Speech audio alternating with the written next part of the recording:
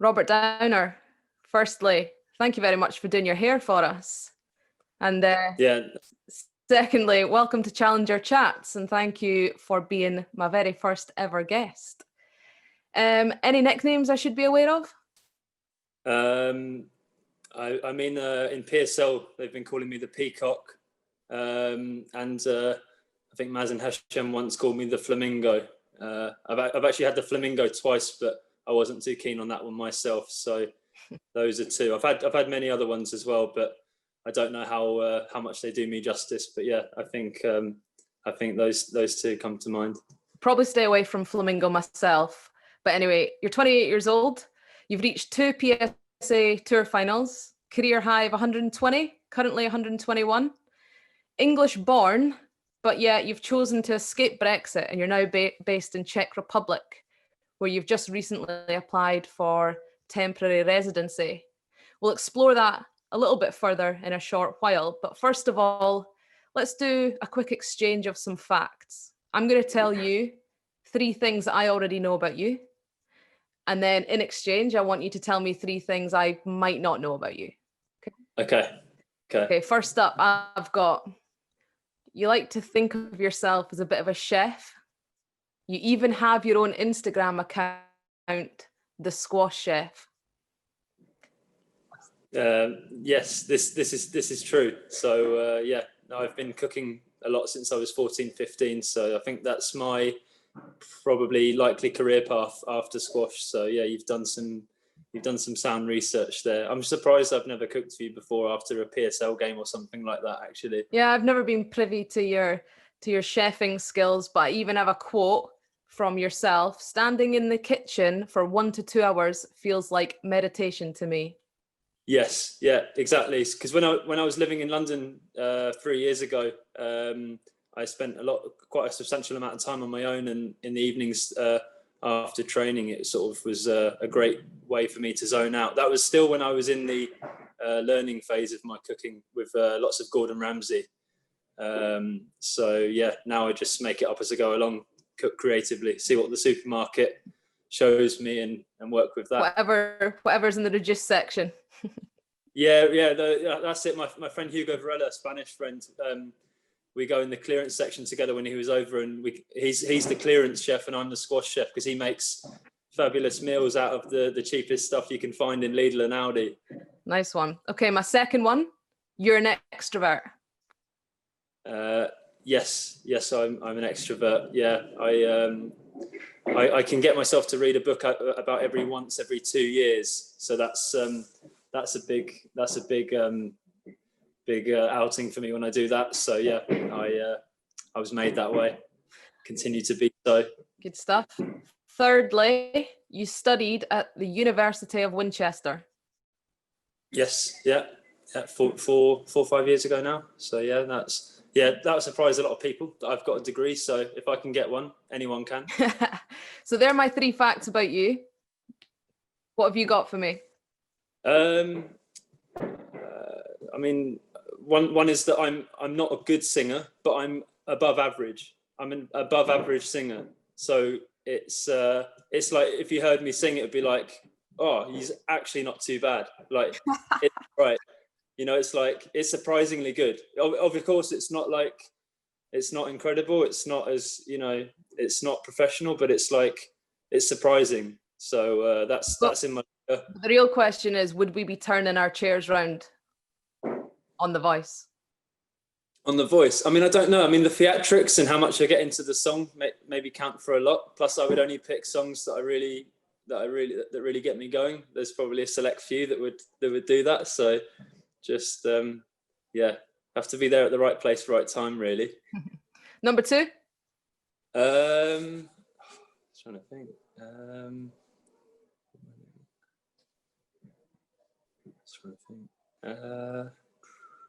Any facts? Any facts that we might not know about you? Do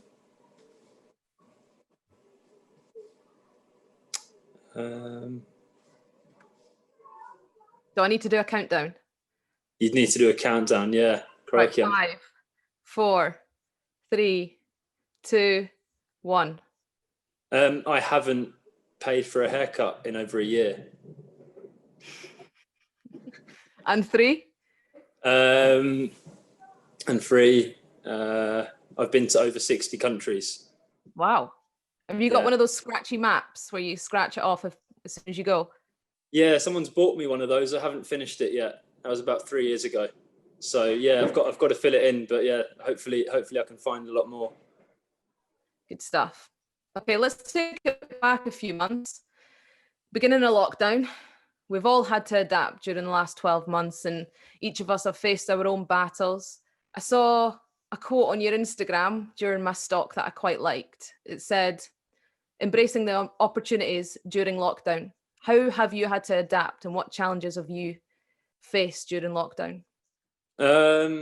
So I think the only lockdown that really matters, I mean, obviously UK's had lockdown 2 and 3. I mean, in Czech Republic, there's been lockdowns, in Germany where I was before here, but I'd say during the UK lockdown, the 4 months, that's the longest stretch where I had to spend a lot, I was 95% of the time on my own. So like you said, as an extrovert, that was quite difficult.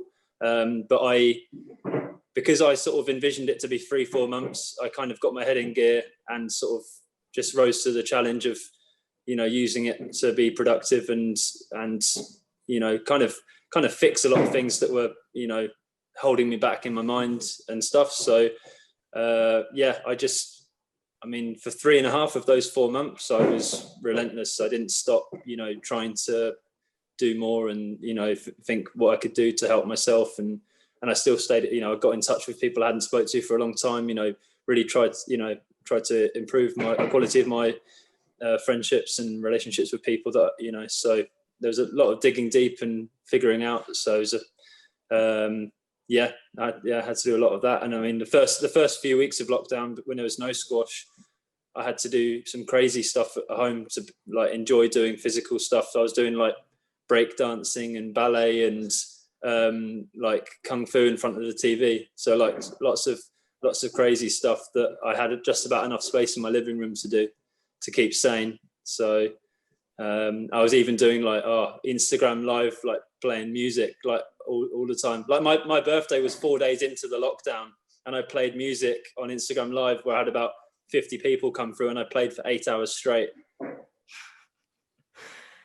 Well, it sounds like you've not had too much trouble staying motivated during lockdown. You've picked up new hobbies, breakdancing, ballet. You touched on some things there that you maybe found difficult to delve into. Were those things mental things or physical things? Yeah, no, all mental, definitely. I mean, it was about 6 to 8 weeks in, things started to change for me. It was like I had to,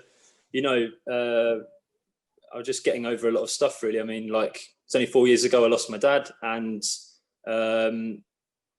since I was in Nottingham the last two and a half years at the time, and that was a big move that helped through a lot of that. But yeah, during the lockdown, it was like an unblockage more so of that stuff. So I was really more at peace with myself, and I just started to feel much better about myself during the lockdown. It was, I went from, it was just another level up of, being better to myself. And I think, it was without the first lockdown, I think I would have still been carrying a lot of stuff with me and trying to live everything as a fight rather than actually, having a bit more love for what I do and for myself, so. Yeah, I think certainly from myself personally, it was a really good time to pause, reflect, and like you say, unblock all of the things that are maybe standing in your way. And a large part of that is yourself. I saw something that you said, turning self-sabotage into love. And it sounds like that's something that you really took the time out to do during these months. Yeah, no, absolutely. No, it's just without the external pressures and perceived pressures of, playing squash full time and chasing the leagues and chasing the league money and all of this, that time, I mean, it got tougher after the 3-4 months because, you don't know when the pandemic's going to end, and, you have to make your peace with that eventually. But no, during that time, I looked straight ahead for those 3-4 months, and I don't know, just week by week, it just seemed to get easier to the point where, I'll be honest, I got to June, July, and I didn't want it to end. Obviously circumstances were going to stay, but if you'd have told me that how it was at that time could have stayed for another, say, 3 to 6 months, I would have been okay with it in my mind. Like, of course, I would have started to miss, but it's not. I focused on not what it was doing against me, but what it was doing for me at the time. So I know it's not like that for everyone. Having spoken to obviously a lot of people about their stories and experiences, and actually it was kind of difficult that for once I'd had some positive breakthroughs and some of the people close to me were not, and I was obviously quite enthusiastic, and I had to sort of tone it back a bit because they weren't handling so well. So even I had to learn from that, which was helpful in the end. Yeah, I think there's a lot to say for a simple life. I think during lockdown we had to simplify things, and the things we could do were very simple, and I certainly really enjoyed that as well. There was no pressure to do anything, so I can completely relate to you enjoying the time and maybe wanting it to extend, but it didn't. And you set off for Europe. You've traveled a little bit through Europe recently, haven't you? Just a little bit, yeah. So I left England when the situation was going to get a bit more difficult for me. With clubs would have been open and stuff, but I could just see the level of training I was going to get with the restrictions that England Squash had put in that were going to cause me some issues to go on the path I was visioning for myself. So I went to Spain, trained with my mate Bernat for 10 days, did some squash camp and catch up with a few friends in Germany at the Bundesliga team I play for in Stuttgart. And then I put an Instagram story out saying I don't want to go home. Anyone got any training I can do? And my mate Juan Vargas, Colombian guy, he said, come to Prague, we're training. I'd actually been planning to go to Prague in May for 3 weeks if the pandemic didn't come about. So, and then I had to go back to Germany to top up the money. Ended up being able to play Swiss and Austrian opener as a result, which was just such luck. And then after that I came back to Prague beginning of November, and I've been here ever since. And then because Greg's been helping put tournaments on and stuff, I've had there's been tournaments for me to play from when I changed my residence to here. So I've been very fortunate, but at the same time every difficulty I faced there was like a massive positive on the other side of it. It's it's a peculiar feeling to be in such a unique position with it all. Yeah. How important is it to you that you surround yourself with good people, and is this what has attracted you to Prague? It's absolutely essential. I mean, like in Nottingham, I had really good people, but they were dotted around, and I tried to be with them as much as I could, and they all know that, and my relationship with them is good. But in Prague, it's every day. It's like, if when we're training, and then they all know that I'm out here on my own, and I've done a lot so I can be here, and so I can keep staying here. And so there's just an understanding of me on court and off court all the time. It's just constant, and again, I think it just kind of works. I've known Greg for a while, but from a distance, and a little bit here and there, and we've got to know each other better, and that's been great. And then I've already been friends with Juan for quite a while, and Jean Lazo, who's one of the coaches, and Andre as well, who's Andre Herc, he's recently as the physical coach and stuff. So I knew quite a few people, so it wasn't like I just came and go, oh hi, I'm Rob, like you may not know me. So it's like it just seems to work well for me, and I'm very happy with it. So I'm gonna fight for it so that I can stay here, even amongst the governments and all this nonsense. Yeah, you've been fairly busy and also fairly successful in the Challenger Tour events that you've played recently. You've come up against Gregory Gaultier, who you mentioned just there, twice in the most recent events. What's it like not only having him as a training partner, but just being able to be in his environment and learn from, obviously he is one of the best players of this era. So are you learning a lot? Yeah, I mean, like, I'd argue that I'm learning as much, if not more, from him off court as well. Like, because I can kind of relate. We both suffer from what I call expressive face syndrome. We can't hide anything. We'd be terrible poker players. And like, yeah, no, I just find like his mentality, it's very raw and, you know, very focused, and there's bits that I can relate to, and there's bits that he's got that I'd love to try and emulate, and stuff that I really see, you know, piece together a lot more. But no, it's been great. Yeah, like I'm always, you know, it's very easy to observe, and I feel like in the group there's a lot of observing each other, and, you know, in a positive way. So yeah. Can you speak any Czech yet? Sorry? Can you speak any Czech? Dobrý den. This is like hello, or you can also say ahoy as hello. Yeah, these are a few. Yeah, that's about it. I can say quite a few of the fruits now because I get like fruity yogurts, or like Yahoda is strawberry. Was it Melina is raspberry? That's my favorite fruit, that one, Melina. Well Sounds done. nice. I don't think you'll have any trouble getting your visa with all that knowledge. I just want to know, Rob, for you, what is it that keeps you going? You know, you're trying to make ends meet, you're not making a lot of money, and you've left your home, England, you're traveling around. You obviously love squash, but what is it that keeps you going? Why do you do it?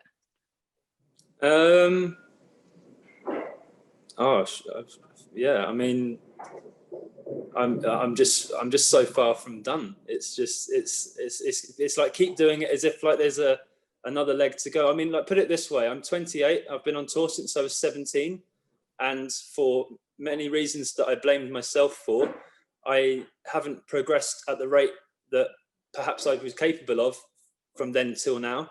And, you know, another reason why Greg's such an inspiration is he's 38 and still pushing, and I know he's an exception to be performing at his level at that age, but at the same time, you know, I'm halfway through my career, and the second half is, you know, I want it to be a lot better than the first, you know. And I mean, the last 2-3 years have been decent. Like, I made some good progress. I've had good coaches and good friends and stuff around me and stuff. But no, I mean, keep going. Like, just like sort of things I wear, I've got as a player that, you know, make me, you know, different and effective on court, and, you know, and also just I'm curious. I'm just so curious. Like, how good can I get? You know, what can I do to be better? And just the idea of it does come down to what else would I do as well. Like, you know, I've got other interests that I will pursue after squash, but they're still whispers. They're not big voices to me. And until they are, like, I'll give everything for the sport, you know.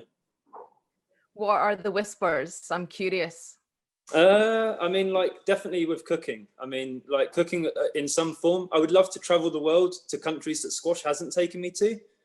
You know, that's something I'd love to do. I mean, like, I feel home when I'm traveling, which kind of makes sense, I'm sure. Like, the idea of staying in one place for a while, I would maybe do some coaching in order to raise money at some point to fulfill other dreams and travel with it. But yeah, I mean, traveling, something with food, whether it's cooking. I'd love to go to like the classic French cooking school where all the Michelin star chefs go. I want to get some really wicked knife skills, you know. That would be great. I mean, other than that, like, yeah, even like a few people have mentioned to me recently that I've got quite a skill with my writing. So even something like that. I mean, I said to myself, if I ever got a bad injury, that I'd do a fast track journalism course, which was an interest when I came on tour years ago. So that's come to the forefront of my mind recently, that I might want to go into that. But then, yeah, those are sort of some main ones that have come up, you know. I also, yeah, maybe events, you know. I mean, I kind of would like to do a few different things, but yeah, I think if as long as I get to travel, I know that I'll be happy. As long as you can travel, and by the sounds of things, use your creative skills and something in which you can express yourself in. Exactly. Yeah, that's kind of it. I mean, like, being able to express myself and being able to share whatever it is with people. I mean, whether it's thoughts or my squash or food or, you know, just, you know, like I like creating, and, you know, that's just how it is. It's not a show for like, oh, look what I can do. It's more like, oh, look how cool this is. Don't you think so too? You know, quite often with, you know, I know countless people, like, always I first think of my friend Adam Auckland in Nottingham. He's former PSA player, and like he's always like, you know, when I'm back in Nottingham, he's like, when you're cooking for me next, always, because like just enjoys it so much. So good stuff. Well, last thing, I just want to know from you, back onto the squash track, 2 attributes that you believe you must have to be the best in the world.